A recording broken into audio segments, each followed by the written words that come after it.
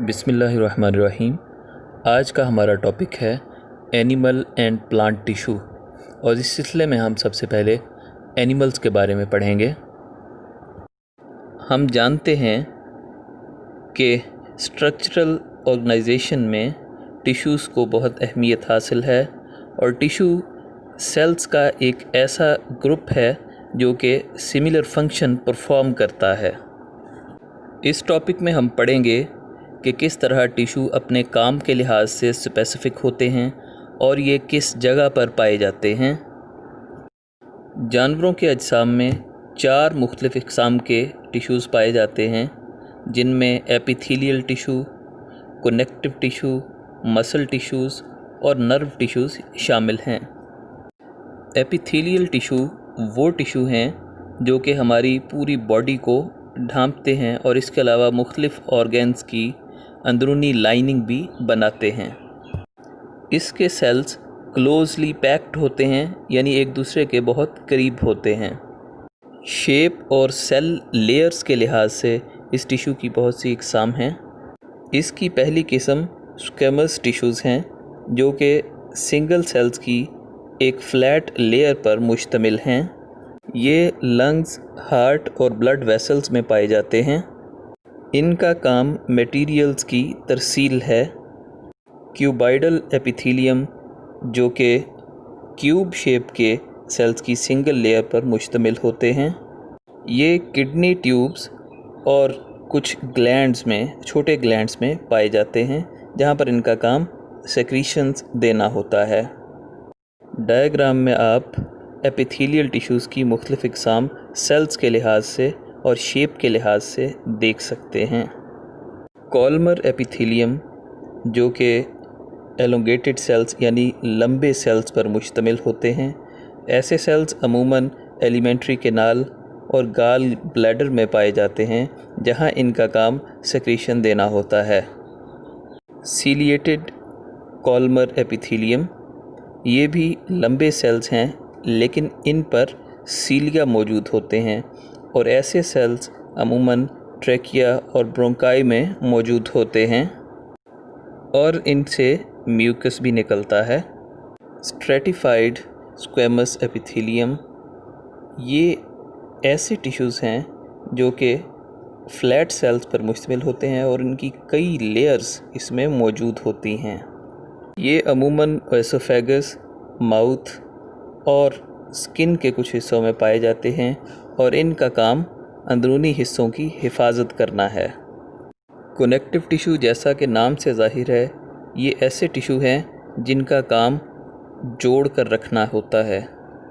یہ epithelial tissues سے مختلف ہوتے ہیں اور پوری باڈی میں پھیلے ہوئے ہوتے ہیں، یا پھر ایکسٹرا سیلولر میٹرکس کی شکل میں ہوتے ہیں۔ اس ٹیشو کی عام مثال کارٹیلیج ہیں، جو کہ بونز کے اینڈ پر پائے جاتے ہیں اور انہیں جوڑ کر رکھنے کا کام کرتے ہیں۔ اس کے علاوہ ایکسٹرنل ایئر، نوز، ٹریکیا اور بلڈ میں بھی یہ ٹیشو ہوتے ہیں۔ ایڈیپوز ٹیشو، جو کہ کڈنیز کے ارد گرد اور سکن کے نیچے کی جانب ہوتے ہیں، اس کی ایک اہم مثال ہیں۔ یہ آرگنز کو انرجی اور سپورٹ فراہم کرتے ہیں۔ ڈائیگرام میں آپ کارٹیلیج، بون، بلڈ اور ایڈیپوز ٹیشو کی مثالیں دیکھ سکتے ہیں۔ مسل ٹیشوز لمبے سیلز کے بنڈل سے مل کر بنے ہوئے ہوتے ہیں، جنہیں مسل فائبرز کہا جاتا ہے۔ یہ جانوروں کے جسم میں سب سے زیادہ تعداد میں پائے جانے والے ٹیشوز ہیں۔ جب ہم ایکسرسائز کرتے ہیں تو اس سے ہمارے مسل سیلز کی تعداد میں فرق نہیں پڑتا، بلکہ پہلے سے موجود سیلز کی جسامت بڑھ جاتی ہے۔ اسکیلیٹل مسلز، اسموتھ مسلز اور کارڈیک مسلز میں مختلف اقسام کے مسل سیلز ہوتے ہیں، جن سے مختلف مسل ٹیشوز بنتے ہیں۔ اسکیلیٹل مسل یا اسٹریٹڈ مسلز، جو کہ ہڈیوں سے اٹیچ ہوتے ہیں، یہ سیدھے ہوتے ہیں اور ان میں کئی نیوکلیائی ہوتے ہیں، اور یہ ہڈیوں کی حرکت کے ذمہ دار ہوتے ہیں۔ اسموتھ مسلز، جو کہ ایلیمنٹری کینال کی دیواروں यूरिनरी ब्लैडर और ब्लड वेसल्स में पाए जाते हैं। ये स्मूथ सेल से मिलकर बनते हैं और इनमें एक ही न्यूक्लियस होता है। ये सब्सटेंसेस के एक जगह से दूसरी जगह पे मूवमेंट के ज़िम्मेदार होते हैं। कार्डियक मसल्स हार्ट की दीवारों में मौजूद होते हैं। ये भी सीधे सेल्स होते हैं और इनमें भी एक ही न्यूक्लियस होता है। इनका काम हार्ट बीट पैदा करना है। स्केलेटल मसल्स की हरकत वॉलेंट्री होती है, यानी हम इसे अपनी मर्ज़ी से कंट्रोल कर सकते हैं। स्मूथ मसल्स और कार्डियक मसल्स इनवॉलेंट्री होते हैं, यानी इनको हम अपनी मर्ज़ी से कंट्रोल नहीं कर सकते। हम जानते हैं कि किसी जानदार के लिए ज़रूरी है कि वो अपने माहौल में मौजूद स्टिमुलाई के अगेंस्ट रिस्पॉन्स शो करे, तभी वो अपनी ज़िंदगी को बरकरार रख सकेगा। इस मकसद के लिए मुख्तलिफ़ बॉडी पार्ट्स के दरमियान कोऑर्डिनेशन या इंफॉर्मेशन को ट्रांसफ़र करने का निज़ाम होना बहुत ज़रूरी है। नर्वस सिस्टम इस काम को बखूबी अंजाम देता है। ये नर्व टिश्यूज़ पर मुश्तमिल होता है जो कि नर्व सेल्स या न्यूरॉन्स से मिलकर बनते हैं।